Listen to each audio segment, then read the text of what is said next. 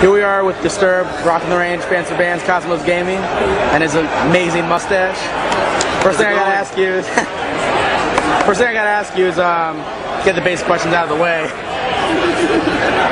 If you're some fucking personality, that's good, buddy. Alright, let's go. If there's 3 animals to represent your band, what would they be? Tiger. Let's see here. What else? I don't know. This is, these are dumb, silly questions, but I'll play along. All right, tiger. Let's say, because it's a ferocious beast, and that's the way we feel our music is. It's just all about the attack for us.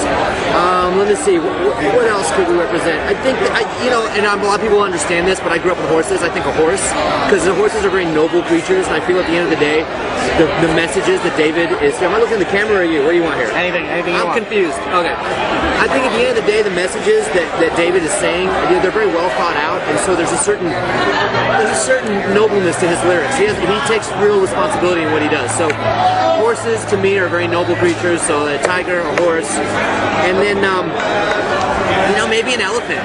Just because we feel that there's what we try to do is we play powerful music. Powerful drums, powerful guitar licks. So I think those 3 together maybe could help sum up, a bit of what Disturbed's about in the animal kingdom. One thing I was wondering is, you guys have been a band for a while. You guys have been, headlining festivals. You did Mayhem Fest. I mean, everyone knows who Disturbed is. You definitely placed your mark on the map. But before all this glory and all the actual, opportunities that you've been given, what was one of the worst experiences you've had, being in a van, trying to get to your next place? What was an experience that will never leave you? Man, there's so many. There's anybody who's done anything in the rock and metal world has had to pay dues. There's no overnight successes. Even bands that have hits that just went, straight up the chart, you still have to earn your cred with your audience, and you got to go out every night and play. Bands that just have a hit on the radio and then go and suck live don't have a career. All they end up with is a hit on the radio. So any band who's had any measure of success, has had to pay dues. And part of that paying dues, obviously, you play everywhere. I played every, tiny little club to every little bathroom that there is all over, I think some of the worst experiences in general are when you do a show and afterward you gotta take a shit and you can't find any place clean to do it. That's nasty, oh man, I got a great one. Here it comes. Years ago, I was touring with a band. Before I was in the store, there was a band called Union Underground, and we were touring in a van. And we were pulling an all-nighter driving, and we had gotten fucked up the night before drinking. And so I was in the back seat, and it was like band and crew all together in the van. And our drum tech was next to me. And I wake up, and we're still driving, and I'm like, oh, I'm all bleary. I slept like this.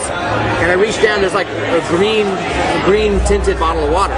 It was a green bottle, So I reach down, and everybody else is asleep. My drum tech's next to me asleep. I grab it, I take off the cap to take a drink. Right before it gets to my mouth, he stops me. He goes, I just pissed in that. Oh. I was like, oh my God. Man. Oh my God. I'm like, I owe you one, buddy, because he could have let it go. He could have just been like, let's see what happens now.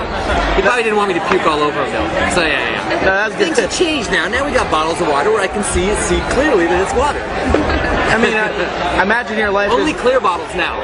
Those green ones I don't trust. Yeah, now you got a phobia for that shit. Yeah. You gotta take care of yourself. Watch out. But I mean, you guys have been a band for a while as Disturbed. I'm sure you guys have a family feel. I'm sure you also have a lot of rules on your tour bus, the no-nos. What is the biggest no-no on your tour bus? Probably no smoking. No smoking? Stuff like that. Yeah. None of us smoke. And it's just, between our, David's taking care of his voice, and there's no reason for us to have that kind of environment, Yeah. That's kind of a big one, because it does become a grueling, I know people think, oh, how hard's your job, but it becomes a grind after a while, and you're playing 4 and 5 nights a week, and it's enough just to find inspiration within yourself to give the audience everything every night. That's our job. We don't phone it in. And there are no fucking sick days. And so whenever if it was like smoking on the bus, man, if that affects David's voice the tiniest bit, it's not worth it. Exactly. Because we want to bring our A game every time. So I mean, that's one of the simple rules right off the bat. All right. Is there anything like, what's like the main food that you guys always have on the bus? Like, it's the Disturbed food. I mean, we actually all have different treats. I like goldfish. All right. And I like wine. And you'd be surprised how well goldfish and wine go together. I can imagine. You know, like wine and cheese, you know, but goldfish. Wine and goldfish. It's fucking good. So in your off time, like really expensive wine and cheap ass goldfish. I fucking love it. Really? It's the fucking. We might just have to try it. That's a new thing fans will gotta try. You want to be like Disturbed? Wine and goldfish. Yep. You guys do any video games? You guys watch a lot of movies? What are you guys doing in your off time? A lot of video games, definitely. All right. David and I especially are gamers. David's like a fucking killer gamer, man. He'll solve like the hardest games in 2 days. Damn. Oh, he tears through them. I'm not quite as good as he is, but I like to play a lot. You know, you watch movies sometimes to pass time. Those are the big things, you know. I love first-person shooters, and actually, me and my wife like to kill zombies together. So even when I'm home and we're not touring, instead of like watching a movie at night, her and I will pull out the Xbox and fucking play Left 4 Dead or some other zombie thing, killing zombies together. That's how we bond. To be honest, I thought you were about to say you guys were going to dress up as zombies and pretend to kill each other for fun, but you're kinky. I mean, you guys. Who's the fucking freak? You're rock stars, man. You're allowed to do anything like that, you know? Yeah. Out of all the years that you've been touring, what has been like the one band you've noticed that when you drink, party, hang out, they're the coolest dudes to be around? What's your favorite band to be around, personally? Well, sadly, he's no longer with us, but Dimebag Darrell was the funnest fucking dude to party with, and you know who else? Dave Williams from Drowning Pool. And I can't say enough about how cool both those guys were and how wrong it was that they were taken from us. Yeah. So, I mean, do you think about it a lot? Does that hit you pretty hard?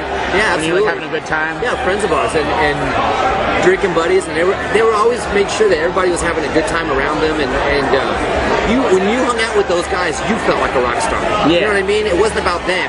It was about.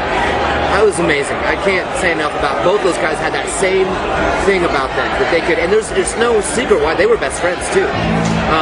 Dave passed first, and at Dave's funeral, Dime was a mess. Just, you know, a mess. He lost his best friend. And then Dime passed. He's like, are you fucking shitting me? You know, this is ridiculous. The two nicest guys ever to get taken. But yeah, those guys were great, you know. I mean, we have great bands we party with now. Just the other night, we're hanging out with Stone Sour and Papa Roach. Oh, Papa Roach guys are a fucking blast. So, you know, it's nice, you know, when we've been doing it for 10 or, you know, as long as we have 10 years, you know, we got some friends out here, you know, and, you know, we cross paths, you know, we never say goodbye. It's always till next time. Yeah. So, I mean, you guys have a lot of opportunities where you guys are the headlining band. So, I mean, what's the one thing Disturbed would be known for when you take, like, when you bring bands out? Like, are you always making sure everyone's okay? Are you guys always making sure everyone's fed? Like, what's the one thing that you guys do to, like, take care of the other bands? When it's our tour and we have, you know, control over it, catering's usually pretty good. Another thing too, you know, we don't limit bands as far as what they can do sound-wise. You know, they don't have a dB level. Like, we don't say, well, we have to sound louder than you, so you can only get this loud. You know, so we don't limit them. You know, whatever show they want to do, you know, we allow them to do. And you know, we're not afraid, because the truth is, we want a band to go out there and kick our ass, so that we feel like we need to step up and bring our A game. Yeah. So I want to be inspired. I want to go out and watch whoever's on before us. I want to go out and watch them and go, fuck, man, I got to bring it tonight. You know what I mean? I don't want to go out and be like, oh, fuck, these guys again. You know? No, of course. So it's important to us that we have bands that not only, you know, hopefully add value to the tour, but also are bands that we personally like and are inspired by. See, I mean, I feel like that really shows, because Music as a Weapon is your tour, and the last year when you had like Spineshank and Killswitch and all those other bands, you had some bands that I was like, why the fuck are these bands touring with Disturbed? I was like, do they really know about these bands? Do they really like these bands? Like, that's awesome. So, what has been the one band that you brought on to that tour that you were just absolutely blown away by? Korn.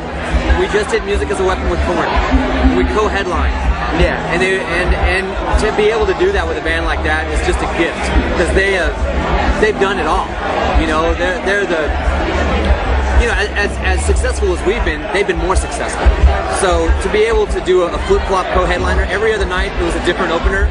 So they'd headline one night, we'd headline the next night. That was the best. I got one last question for you. It's gonna be, you're gonna have to think about this one. All right, out of all the members in your group, I know there's not a lot, but all 4 of us. Who has the worst fart, and what is his worst flavor fart? It'd be me, and it'd be Jaeger. A Jaeger fart? What would you probably name I have like that a real fart? high metabolism, so like, you know, if you go into the bathroom after me, you're fucked. And what would you name your fart? Like your style of farting? I don't even know.